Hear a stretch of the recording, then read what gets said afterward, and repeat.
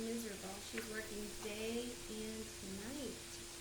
When she gathered the eggs, she could always expect her sensitive trunk to be badly henpecked. For the instant she forced her huge head through the door, the henhouse broke out in a violent uproar. As all the old hens madly tried to drive out the egg-stealing monster with a long, snaky snout. So they thought Ella was trying to steal the eggs, but she was just doing her job of getting them from their nest. Watering flowers was kind of fun work, so pleasant in fact she forgot Mr. Kirk, and Ella recalled how she squealed with delight when her friends brought her roses on opening night. I suppose, Ella thought, being pampered so much might have spoiled me a bit. Well, just a wee touch. She's missing her old life, since she was taken well care of and now she's working so hard. Feeding the pigs was by far the worst chore. She had never detested anything more. The smell of the swill, the loud squeals and grunts were entirely too much to take in all at once. One day she decided too much was enough, and she went charging off in a horrible huff.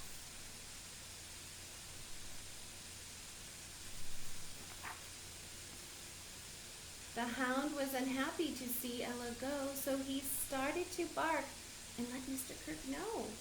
Alas for poor Ella, she hadn't gone far when the farmer took off in his old touring car.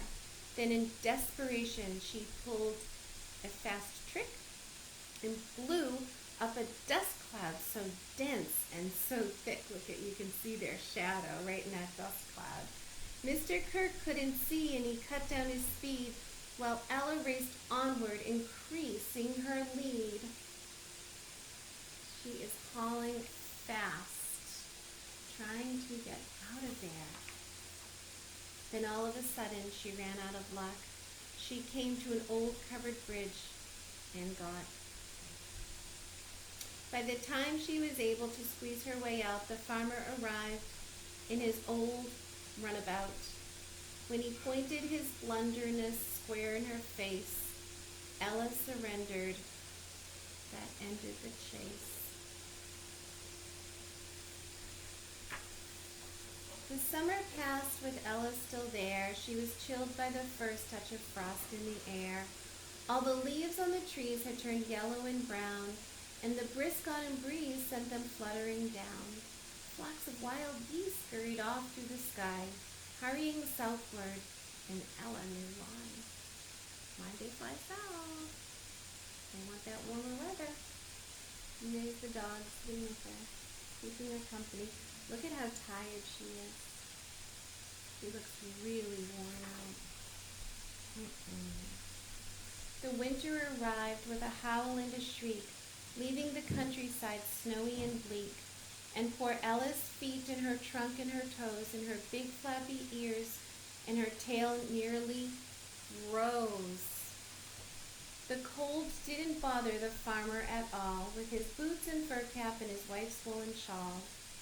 And whenever he needed more wood for the stove, he drove Ella out to the hickory grove.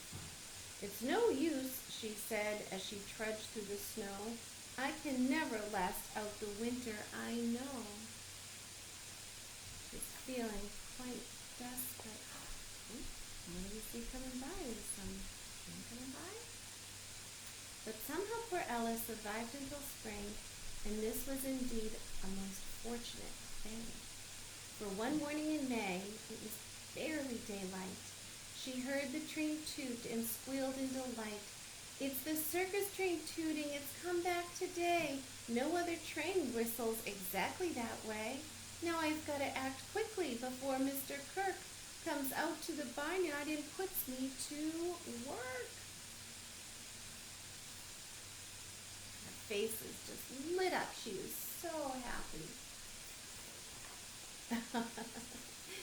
"I'm sure to end up with a headache," she said, as she backed up a step and then lowered her head. With a lunge, she smashed into the barn door so hard that the pieces went flying all over the yard.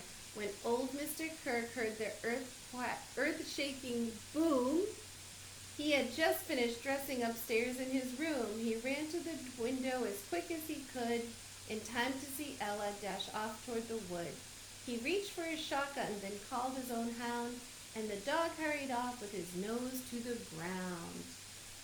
What do you think? Are they going to be able to catch her again? They'd have surely caught up to poor Ella with ease, as she blundered along through the dense growth of trees, but the hound had decided to let her go free. She had suffered enough now for all he could see. So he led Mr. Kirk on a merry goose chase through a dark swamp and all over the place, while Ella kept running without looking back, straight ahead through the forest and on the track. So look at where she is. She is way past them, and they're stuck in the muck over here. And the dog was so nice to be such a good friend to her. And when Ella finally reached the big top, the whole circus suddenly came to a stop. The clowns and performers ran out from the tent and left the crowd wondering where they all went. Since Ella had left, a whole year had slipped past. It was hard to believe she had come back at last. For all of her friends in the circus had missed her. One clown was so happy, he ran up and kissed her. The very next day, as they pulled the tents down and got the show ready to move out of town, Ella pitched in to help everyone pack. She hauled trunks in her trunk and a load on her back. In fact, she was carrying more than her fair share, which seemed most amazing to everyone there. They didn't know all the things she'd been through. They had helped to unspoil her, but you and I do. So we know what happened to her, but they were just so happy to have her back. It's a great story. Ella. Hope you enjoyed. Bye.